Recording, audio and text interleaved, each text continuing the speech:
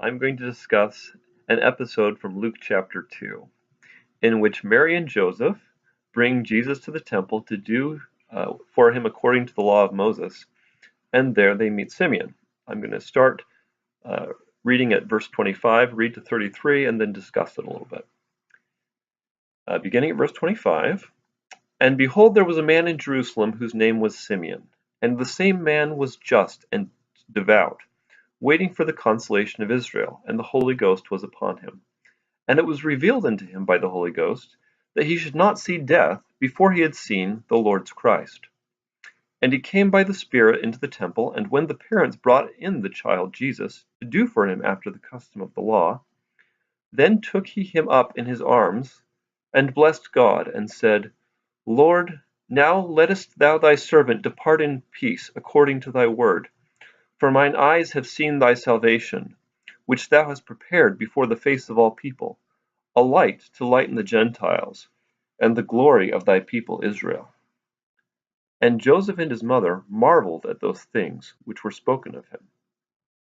This is a neat episode and sets off several important themes that will occur throughout the Gospel, and one at least that is very important in particularly the Gospel of Luke. Simeon's story, of course, bears testimony that Jesus is the Messiah. As I read this and see Simeon's choice of words, for mine eyes have seen thy salvation, I wonder if Mary and Joseph had yet told him the child's name, and I partly suspect they had.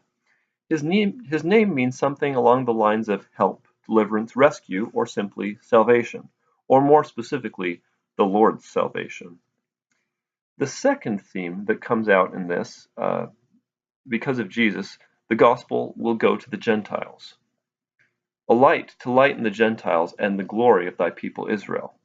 Now, he will minister to some Gentile persons during his mortal ministry, but it is through his atoning sacrifice for all that he truly brings the blessings of the gospel to the Gentiles as a whole, or makes them possible. Now, in giving this prophecy, Simeon appeals to themes from an earlier prophecy of Isaiah. Isaiah 49:6 states, And he said, It is a light thing that thou shouldest be my servant to raise up the tribes of Jacob, and to restore the preserved of Israel. I will also give thee for a light to the Gentiles, that thou mayest be my salvation unto the end of the earth.